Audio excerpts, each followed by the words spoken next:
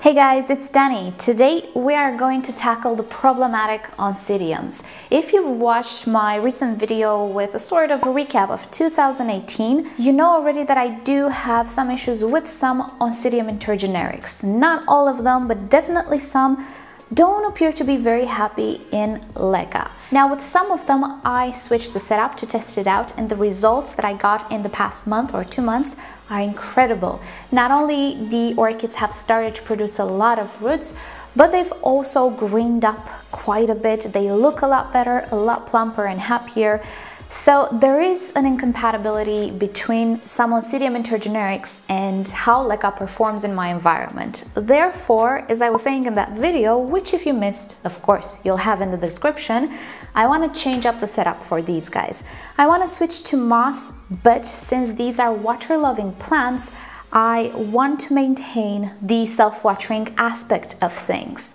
And because I already have the pots and I still want to use them, but they don't have a gauge, these are DIY pots, I am thinking to test out some stuff.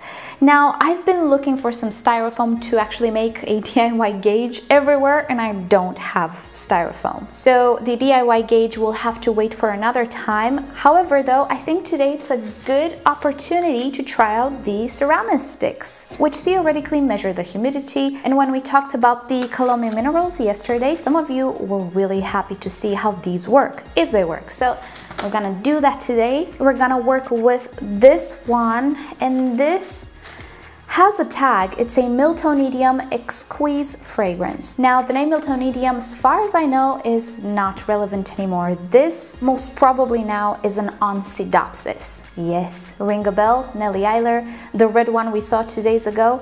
So I'm thinking if those ones do better in moss, this one might do better as well. So first of all, I'm going to show you a little bit about the problem. Can we see what's happening to the foliage? Yes, we have leaf tip dieback, we have pretty much yellowing. We can see this orchid is not having a good time. Mind you, it was rootless or almost rootless for a lot of time, so part of these I'll associate with the lack of roots. However, now it is growing a new growth, which you will see has some roots, but I'm not very happy with them. Certainly not like what I showed you in that video with my other Oncidopsis and Odontoglossum. That's the reproduction I want to see, not this. And also, even though, let's say the Oncidiums, yes, they do have some roots, I really don't like what's happening with the leaves. And I do suspect in my environment it is a humidity issue. These are water-loving plants, just like the Paphiopedilums, and I will maintain the setup. I will not use the same pot. This will be reused with something bigger. When I work with moss, it's not necessary to have such a big pot. It's just a waste because moss retains more water than LECA, and the reservoir itself, it's not going to be such a big change. So I'm going to use a smaller pot due to economy reasons. I don't want to spend a lot of moss on this orchid because she's not a big orchid. So let's talk a little bit about the pot that I'm gonna use. Excuse the mess on my table. I tried some stuff. Anyway, I'm horrible at keeping things tidy. So here's just a normal pot, which you can find at flower shops, garden centers, wherever they sell pots. It's a plastic pot. I punched some extra drainage holes here because it only had 4. When working with moss, it doesn't matter. When working with moss, you can even have 1 or 2 drainage holes. It's not like with LECA where you want the evaporating water to reach the LECA. With moss, it only needs a little thread to touch the moss and then touch the water source, and it's enough. Moss will wick everything. It's wonderful. Why can't LECA be like that? And here's a decorative mask or decorative container without any type of drainage holes. This might be a little tricky to find depending on your area. Most of the times you can find the decorative ceramic pots. Those obviously work as well. There's no difference. I'm trying to maintain weight low on my shelves because I do put a lot of orchids there, so I prefer plastic. But obviously, if you find something that matches, made out of ceramic, that works. And what I wanted to do is to make a perfect seal here. I also like it to have a little bit of a lip, just because it's easier to pick up and look at the reservoir. The moss that I prefer and I'm really happy with is the one from Besgrow. It's called Spag Moss, and I managed to purchase myself 40 liters. This came from eBay from a seller from the Netherlands that I just discovered. I'll link him down below. I purchased sphagnum moss, Orchiata, which we're gonna test out today as well, and also another orchid which I'll show you at the ending of the video. Best thing, no auctions, you guys, so I was able to purchase buy it now, and I'm happy. The orchid looks nice, the products are okay. I think I found myself a new seller. So I'm gonna go ahead and hydrate a portion of this moss. Hopefully it comes in chunks. I've never ever ordered this type of package from Besgrow, so let's see. And PS, this was 22.50 euros. I think it's pretty good value. So what I ended up doing was just rip a part of it and put it in my little bowl here. It is not very compacted as the tiny packages are, but I think the best thing to do is just put it in a bucket and hydrate it there. I don't have a clean bucket, but that's what I'm gonna do because it got a little messy and a little dusty. Not that the moss has dust, but there was something in the air, so I think I just want to hydrate it in a bucket. Right now, this will be enough. I'm gonna pour osmosis water here, hydrate it, and come back when I'm done. While the sphagnum moss hydrates, let's just take a look-see and see how the roots are doing. I recently watered this orchid, so it's wobbly. So I'm guessing we don't really have a lot of roots. Alrighty then, so we actually do have a root system finally, but all of these roots, they're dead. So not everything you see are live roots. These are new roots, these are new roots, so I do have 3 or 4 good roots. Everything in the back here, look at this, it's dead. So what I will do is clean up my orchid. I'm not gonna film this process and come back when I'm left only with good roots. So after removing the dead roots, this is what I'm left with. Not so impressive now, is it? This is why the orchid was wobbly in her pot. Even though she had the older roots, which were dead, she was wobbly because the roots did not attach to anything.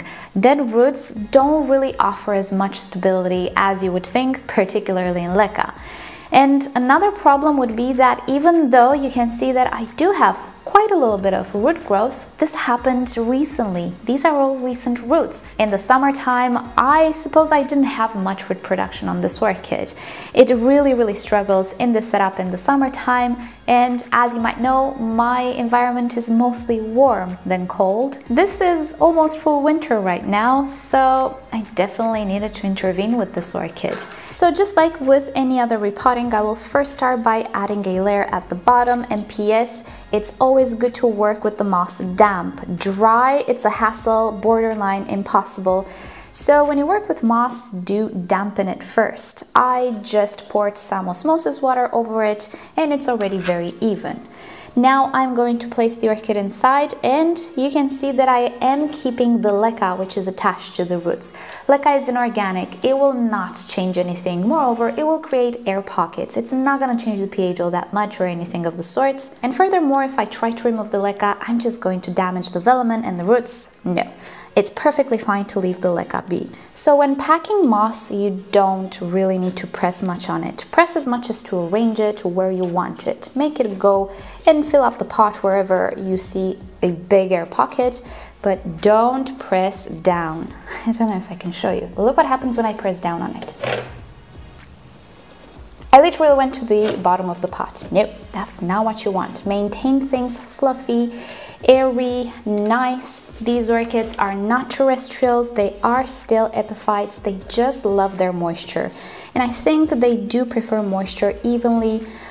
They like the entire length of their root system to be moist, they don't like to remain dry. So that's what we're trying to achieve here with the moss. We don't want the moss to act as soil.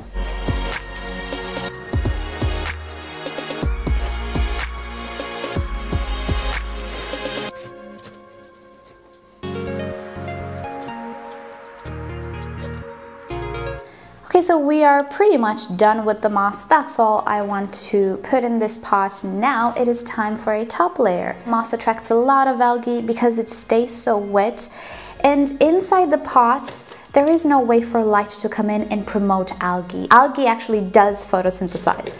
When there's no light present, no algae will form. Therefore, the addition of a top layer which does not promote algae is actually beneficial. So for today, I will actually use Orchiata bark. Let me just get the bag here. So here we go. This was purchased from the very same seller. It is actually the same brand, Besgrow. And looky here, we have a stamp from the American Orchid Society, preferred choice. Could it just be a marketing campaign? It could be. Alrighty, so here is the bark. It smells really nice, but I do see a few of these pieces. Let me find one. They have a sort of dust on them. I was not expecting them to have dust. Certainly the bark that came from Repot Me in their mixes doesn't have this dust. I don't know what this is. I hope it's not fertilizer, to be honest. But it might actually be part of the process. Orchiata bark is actually pine bark, but it is processed in a certain way to maintain its pH for longer. So it might actually be residue from that process. Let me just check about fertilizer. No, it actually doesn't say anything about being fertilized. I don't know what that dust is. It's not mold, it's actual dust. It might be something from the manufacturing process. I want to rinse it just to be safe. Okay, so I rinsed the bark, but let me just show you. The bark that I have from Repot Me, leaving aside the fact that it is in a mix, it really doesn't have salts or anything. And it's not that they sent it to me. I actually think the provider for this type of bark is also Besgrow. I'm not sure. Don't quote me on that one. This is Monterey pine bark, which is Orchiata bark. And Orchiata is a trademarked name, I think. So it might be the same provider of bark. This one though had that dust. Maybe the bag just dried because I noticed the bark was not moist and the Repot Me mix was moist when I received it, and they actually said that moisture is good to have in the mix. So maybe the fact that this bark dried, maybe that's why those stains appeared, but yeah. Let me know down below if you've used this company, this exact brand. Let me know if you've ever had the stains, and if you did they do anything bad? Because this is the first time that I'm using this bark. I used in the past kiwi bark, but that was completely clean. I used the Monterey pine bark from Repot Me, again completely clean. This is not so completely clean. I don't know what that was, but of course I'll keep you up to date. Oh, look at that. So I rinsed it, but the thing didn't go away. It's not mold, that's for sure. It's a sort of dust. I'm not gonna use this piece, but what is that? I don't know. So for the sake of the experiment and of trying this product out, I will use the bark. I don't think I'm gonna have issues, but yeah, keep that in mind. The other pieces don't appear to have as much dust. Not all of the pieces had dust. So we'll see. If I see the root tips having issues, I'm gonna let you guys know, as always. So here we are, we have a top layer in place, and now it is time to test out the moisture meters. Let's just get one out. So here it says to just insert this little stake in the pot. Obviously don't let it sit at the surface, and pour water. Then it says that in 2 hours or so the display will change from red, which means it's dry, to blue, which means it's wet. And we can change these sticks every 12 to 18 months. Interesting, but it will mean we'll have to wait. So I'm going to insert the stake. If it doesn't change, I'm going to go edit the footage that we have so far and wait it out and come back before I finish the video and take a look at the indicator. So I'm just going to insert it. Oh, alrighty then. This compacted a little bit the moss. Maybe it would be a better idea to put the stake as I actually pot the plant as well. I don't think I compacted it that bad. It says not to twist, but you know what? I'm gonna twist it. Okay, I decompacted it a little bit. Alright, so it should be okay now. As you can see, we're still red, but the indicator might turn blue within an hour or so. So I'm gonna go actually edit the video, come back within an hour, probably 2 hours, depends how much it takes me, and we'll take a look at the indicator. Actually though, I forgot to water, so let's add some water. I know that the moss was already damp, but I don't have any water in the reservoir, and I just wanna add a little bit of water. So let's just do that. Alright, so it's been more than 2 hours and things have started to become blue, but it's very patchy. I thought the paper would change color, but I'm not sure what's happening. It seems like something on top of the red is starting to get colored, but it's uneven. So I will let this be. I'll just post a picture in the community section or in another video, let you guys know how this went. But yeah, it's starting to get blue. It's just not as vivid as I was expecting, at least not yet. But I also told you that at the end of the video, I would show you the orchid that I bought from the seller. Ta-da! This is a dendrobium, you guys. It is Dendrobium cucumarinum. It is also known as the cucumber orchid. And look at that! Isn't he interesting? I've always wanted to have this dendrobium and the Dendrobium senile, I don't know how to pronounce it. It has a pretty weird name. It's the one that appears to have hairs on the pseudobulbs.